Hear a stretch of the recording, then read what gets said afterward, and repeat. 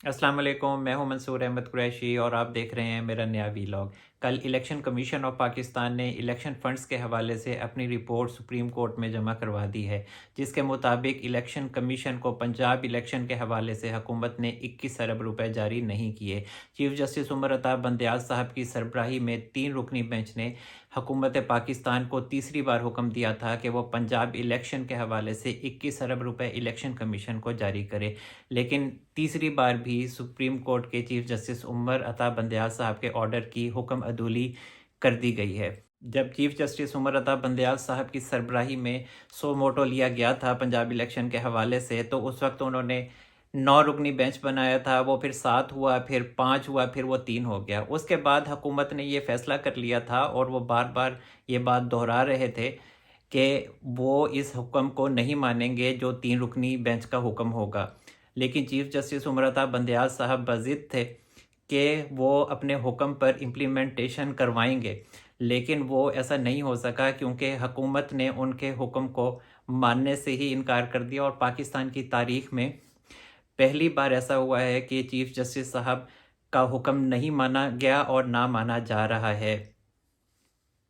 अब मौजूदा सूरत हाल में चीफ जस्टिस उमर अता बंदयाल साहब के लिए खासी परेशानी पैदा हो गई है और शदीद मुश्किलात का वो शिकार हो गए हैं। जबकि बाज़ खबरें ये भी हैं कि चीफ जस्टिस उमर अता बंदयाल साहब और उनके जो दो साथी हैं जस्टिस इजाजुल एहसन साहब और जस्टिस मुनीब अख्तर साहब, वो भी बैकफुट पर चले गए हैं। और ये भी खबरें हैं कि चीफ जस्टिस उमर अता बंदयाल साहब को भी कुछ रिकॉर्डिंग्स और कुछ वीडियोज़ दिखाई गई हैं जिसकी वजह से वो बैकफुट पर गए हैं। जबकि चीफ जस्टिस उमर अता बंदयाल साहब के बारे में ये भी कहा जाता है कि वो थोड़े कमज़ोर इंसान हैं और वो अपने फ़ैसलों पर ज़्यादा डट नहीं सकते। लेकिन हुआ ये है कि उनके साथी जो थे, साथी जजेस भी कह लें या उनके जो दोस्त थे जो कोर्ट से बाहर थे, और कुछ उनके जो फैमिली मेम्बर्स हैं, उन्होंने चीफ जस्टिस उमर अता बंदयाल साहब को ख़ासा प्रेशराइज़ किया हुआ था कि वो इमरान खान साहब के हक़ में जो फ़ैसले दे रहे हैं उन पर डटे रहें। और चीफ जस्टिस साहब इसी वजह से डटे हुए थे। लेकिन चीफ जस्टिस उमर अता बंदयाल साहब ज़ाती तौर पर समझते थे और उन्होंने अपने कुछ फ्रेंड्स को भी ये बात कही थी कि उनसे 63A की तशरीह के हवाले से भी कुछ गलत हो गया है और वो इसको ठीक भी करना चाहते थे और करना चाहते हैं, लेकिन वो ऐसा कर नहीं पाए क्योंकि उनको मौका ही नहीं मिला कि वो आइन के आर्टिकल 63A की दोबारा से दुरुस्त तशरीह कर सकें जिसको रीराइट किया गया है। अब जो कानूनी माहिरीन हैं और जो तजिया निगार हैं वो चीफ जस्टिस उमर अता बंदयाल साहब को ये मशवरा देते हैं और देते आए हैं कि वो पंजाब इलेक्शन के हवाले से जो 3 रुकनी बेंच था उसको ख़त्म करके एक फुल कोर्ट बना दें। लेकिन चीफ जस्टिस उमर अता बंदयाल साहब के जहन में इतनी बदइत्मादी और गैर यकीनी है कि वो ऐसा कदम उठाने से भी कासिर हैं, क्योंकि वो समझते हैं कि वहाँ पे भी बेंच टूट जाएगा क्योंकि बहुत ज़्यादा मुश्किलात हैं। और चीफ जस्टिस उमर अता बंदयाल साहब का जो धड़ा है वो तकरीबन 8 लोगों पर, 8 जजेस पर मुश्तमिल है, और दूसरी तरफ जो काजी साहब का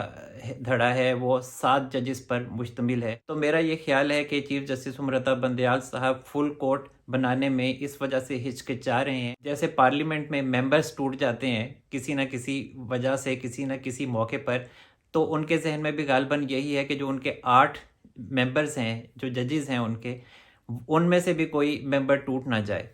तो इस वजह से वो इसलिए भी थोड़े से परेशान हैं और इसी वजह से वो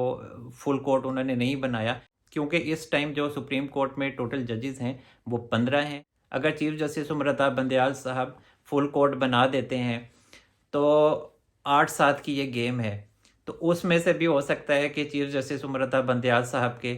कुछ जजेस टूट जाएं और उससे फिर और ज़्यादा उनको सुबकी होगी कि एक तो फ़ैसला जो है वो हुकूमत के हक़ में आ सकता है, क्योंकि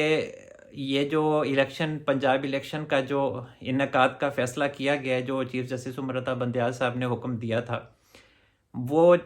उसकी जो तारीख़ है वो इलेक्शन कमीशन असल में दे सकता है, क्योंकि इलेक्शन कमीशन जो है वो एक आज़ाद इदारा है। और ये बात भी बहुत ज़्यादा उठाई गई है कि इलेक्शन कमीशन ही इलेक्शन की तारीख दे सकता है, سپریم کورٹ الیکشن کی تاریخ نہیں دے سکتا۔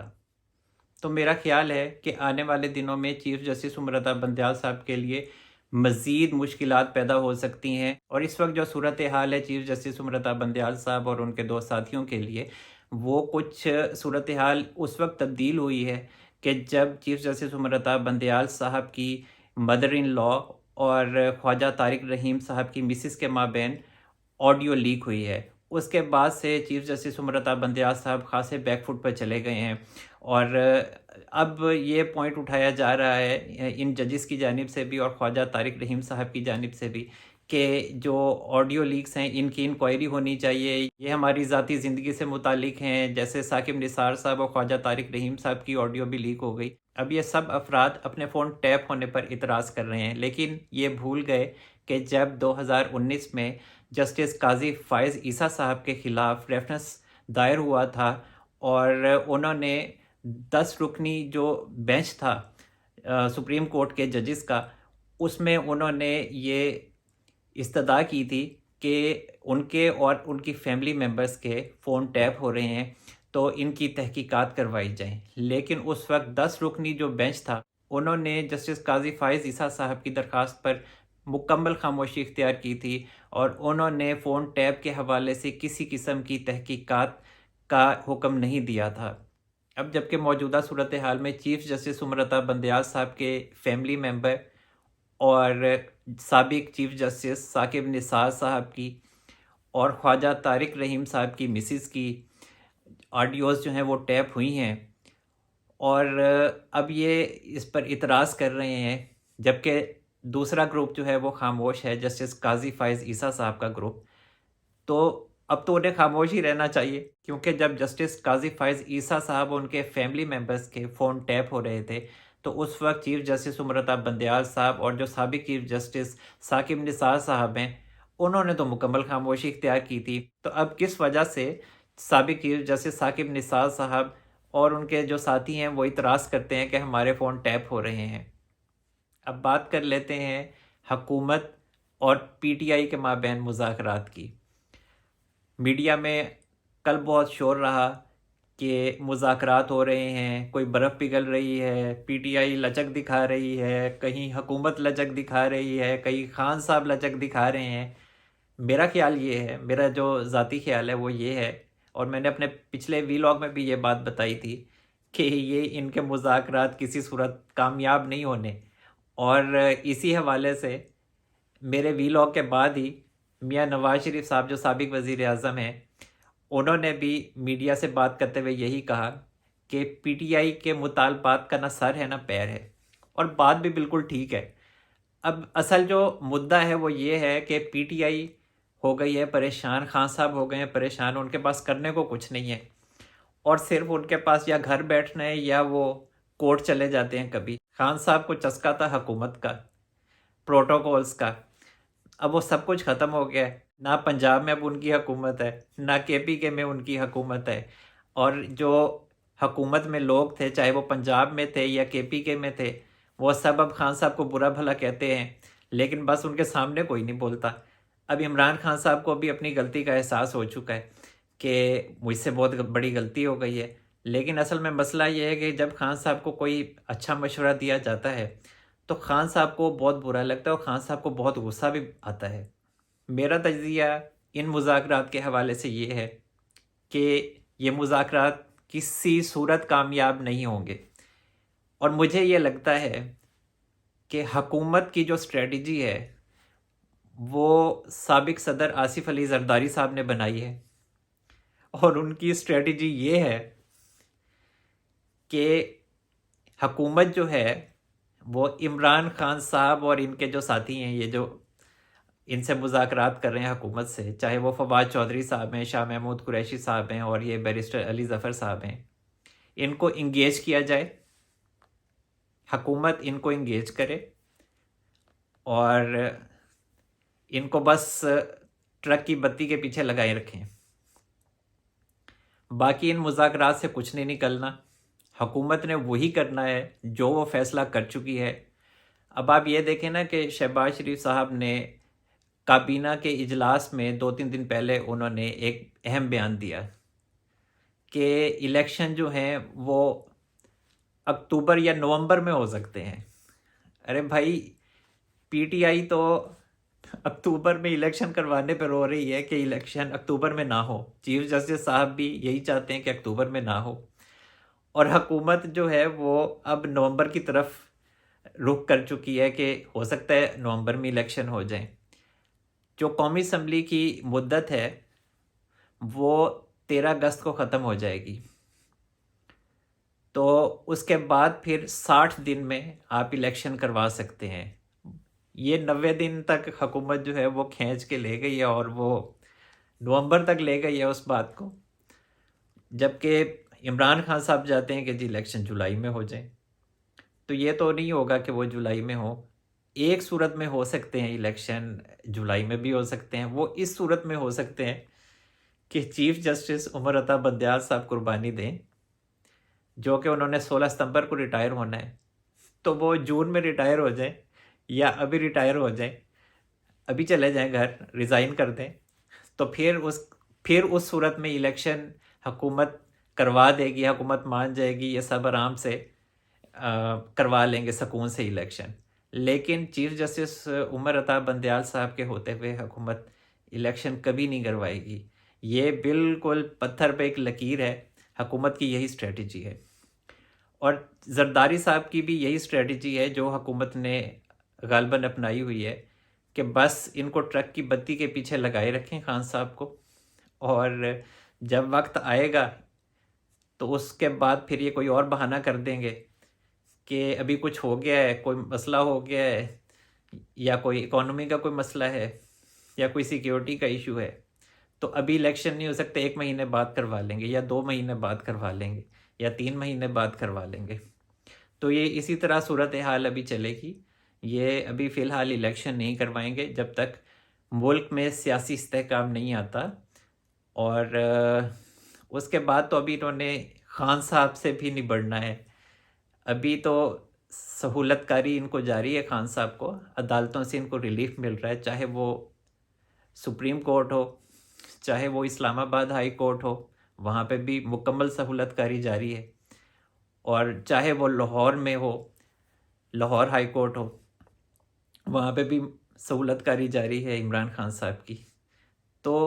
حکومت یہی چاہتی ہے کہ خان صاحب کی جو عدالتوں سے سہولت کاری ہو رہی ہے اس کو بھی ختم کیا جائے۔ یہ جب تک سہولت کاری رہے گی اس وقت تک بھی حکومت الیکشن نہیں کروائے گی، اور جب تک میاں نواز شریف صاحب پاکستان نہیں آ جاتے یہ الیکشن نہیں ہوں گے۔ یہ بات آپ نوٹ کر لیں۔ پی ٹی آئی کی ڈیمانڈز میں نے آپ کو بتائی تھیں اپنے پچھلے ویلاگ میں، وہ بہت ہی عجیب قسم کی ہیں جن پہ صرف ہنسا ہی جا سکتا ہے، اور وہ ڈیمانڈز جو ہیں ان میں ایک ڈیمانڈ یہ ہے کہ ہمارے استعفے جو ہیں وہ ہمیں واپس کر دیے جائیں، ہمیں قومی اسمبلی میں آنے دیا جائے، اور پھر ہم ایک آئینی ترمیم کر لیتے ہیں اور پھر الیکشن کروا دیں، جبکہ حکومت کہتی ہے کہ ہم آئینی ترمیم خود ہی کر لیں گے، آپ کے آنے کی ضرورت نہیں ہے۔ حکومت کے لیے تو سکون ہی سکون ہے، پارلیمنٹ میں جو روز لڑائی جھگڑا فساد ہوتا تھا وہ سب ختم ہو گیا ہے، اور حکومت آرام سے پارلیمنٹ میں آتی ہے، قراردادیں منظور کرتی ہے اور واپس چلی جاتی ہے، اور سپریم کورٹ کو بھی وہیں سے جواب دیا جا رہا ہے۔ اور وہ بہت ہی عظیم انسان ہے جس نے حکومت کو یہ مشورہ دیا کہ آپ پارلیمنٹ کے ذریعے سپریم کورٹ کو جواب دیں، جس کی وجہ سے حکومت جو ہے وہ توہین عدالت سے بچی ہوئی ہے۔ جب پی ٹی آئی کی پنجاب میں حکومت تھی،